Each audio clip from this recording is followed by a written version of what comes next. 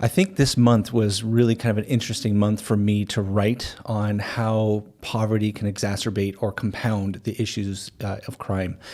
And I wanted to, as I was reading the other posts, like your post and reading, Robin F. and Robin K.'s post, I was really just considering what we're doing here for this, for these blogs and for these vlogs and these videos that we're making.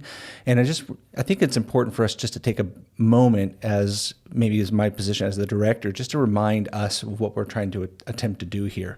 We're trying to bring in restorative health through these vlogs and these blogs and these writings. And I think the systematic approach that we're taking to develop these, I think is really great. And I'm sure our audience is very intelligent and they're wonderful individuals. But the idea of the systematic approach that we're taking is, first, we're trying to address what is the problem that we see in our community. What are some of the challenges that our community is facing? From there, the second week, we write the biblical perspective, addressing the problem and how the Lord and how God and how our Bibles communicate to us as Christians on how we want to address the problem. And then at the level of the third week, we write from the Love Inc. perspective, like what does Love Inc. do to help solve some of those problems?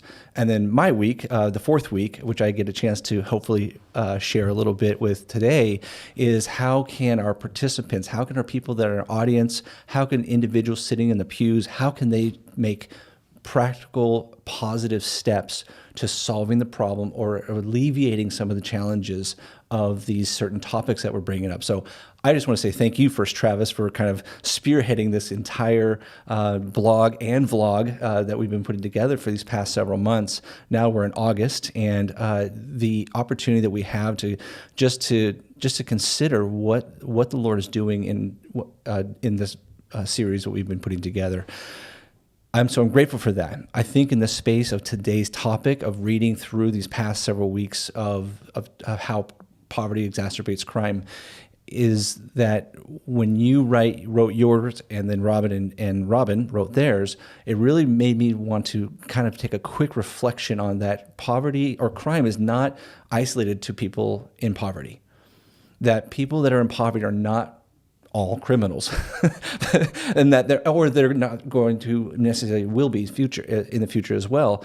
But that crime is really systemic and kind of a problem against all socioeconomical, all cultures, all races, all creeds. Every community in our world really struggles with issues of crime. And so when we talk specifically, and I think we're bringing it from the Love Inc. perspective, why we're talking about poverty is because, generally speaking, those are the individuals that we are working with, are people that are facing challenges in their physical, emotional, relational, and spiritual poverty. So when we are at the Love Inc. perspective talking about crime and poverty, that's why, is because we are wanting to address this from the general population of people that we serve. So I think in that space, when I'm talking this week about how we can take practical steps for addressing it, what can I do? I have this great image in my mind of my grandfather, who his house was kind of sat at the T intersection of the cross street of the neighborhood, and he would sit with this large 6-foot wide window with his hands on his hips and just sitting there with judging eyes, And so I just have this great image, or this image of my my grandfather that I just so appreciate.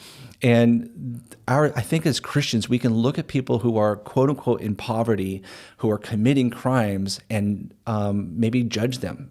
Maybe, and I think the part for us to take practical steps when we take practical steps towards addressing crime with those that are in poverty is, first of all, that knowing that these people are people, and everyone has a story, and for whatever reason that they are doing some criminal act, whatever it might be, there's pressures in their life that may be forcing them to do that.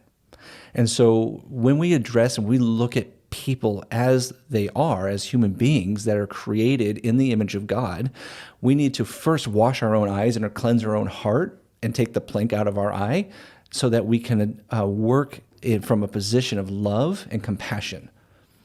when we can see people as people, and this is the beautiful thing we do at Love Inc. When we're taking phone calls, is that we are communicating to people, and we're bringing dignity, no matter what they've done in their past. We want to see them for their future, because that's how God sees us. I know when God looked at me as a sinner, he's like, well, I can't do anything with that, which I would have agreed. But he saw something more in me, and he sees something more in you and into our listeners, that he wants them to come out of that place and transform their lives into the person that they are becoming. And I think that if we can look at people that are committing crimes, or that are in poverty and struggle with maybe criminal behavior, again, whatever that is, then that'll help us in our heart become healthier towards people. So when we're on the phones, we provide all the training, but I want to encourage our listeners to jump on the phones. We need people to feel loved. We need people that have the pressures of life to have relief from that, because there's a listening ear.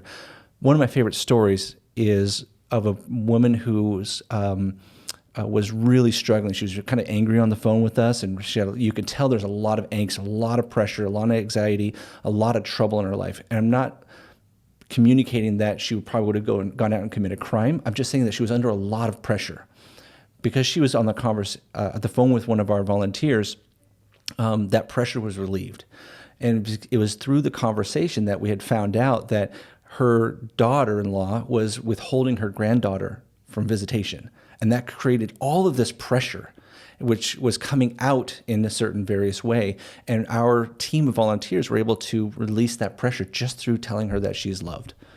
And so that is one of the greatest things I think we can provide for our listeners, is participate just on the phones. Listen to people's stories, hear what they have to say, and relieve that pressure that might be in their life through just a simple act of kindness over the phone. Another one is we have our Thursday evenings with our Healthy Habits program, where we have active participants of Neighbors in Need that are in classes to enrich their life, to affirm who they are in God, to learn about how to have better relationship with people. So Thursday nights at 6 o'clock, talk to Robin, obviously, to get involved, to be a volunteer, so that you can meet real people in their real time and relieve a lot of give a lot of opportunity and hope to them. And then lastly, one of our core functions as Love Inc. is that we provide coordination of services to every request that comes into Love Inc.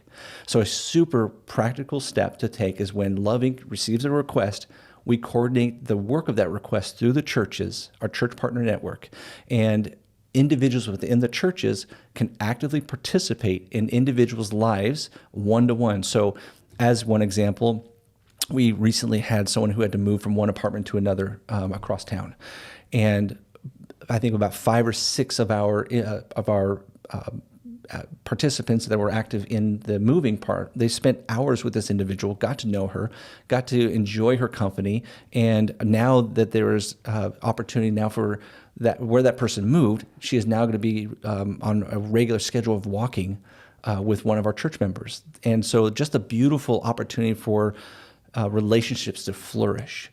So that's what I would share with practical steps that people can take on how to reduce crime, because a lot of times, petty crime especially, is produced from pressure and stress and anxiety. And we can, through the Holy Spirit and through these 3 things I've mentioned, help reduce that pressure, reduce that stress, that anxiety. A big thing for me is that if I'm under pressure and under stress, I will, a lot of times I have people around me. I have friends, I have individuals who can kind of allow them, they would be like the sugar in the lemon to make lemonade. Because anybody who just squeezes lemon juice into a cup is not going to want to drink it without a little sugar. That's friends, family, and kind of a soft landing pad. And that's what we can provide for individuals who don't have those resources, whether it be financial resources or relational resources, is that Love Inc. provides a way out for them.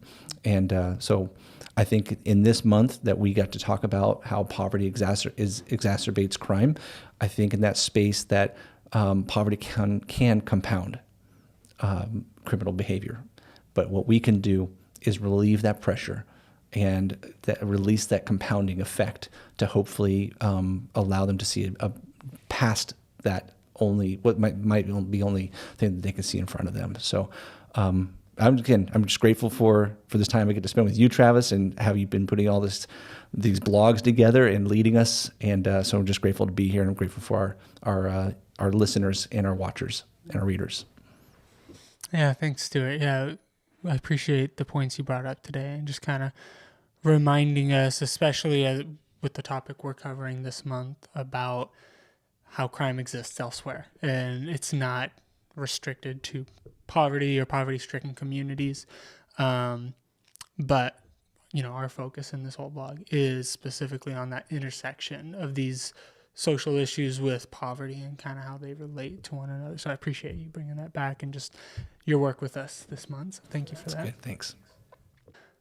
Thanks so much for watching. If you liked what you saw here today, give us a like down below. Don't forget to subscribe to our channel so you don't miss any future videos, and share this video with your friends, family, loved ones. Let them know about what you're learning here with us. And then if you have any thoughts on this topic, if you like what we said or don't like what we said, leave a comment below so that way we can engage with you and just learn a little bit more about you, especially as we're planning for the new year. We want to be preparing what can we talk about with our listeners. What do you want to hear about? So leave comments below so we know what you're thinking.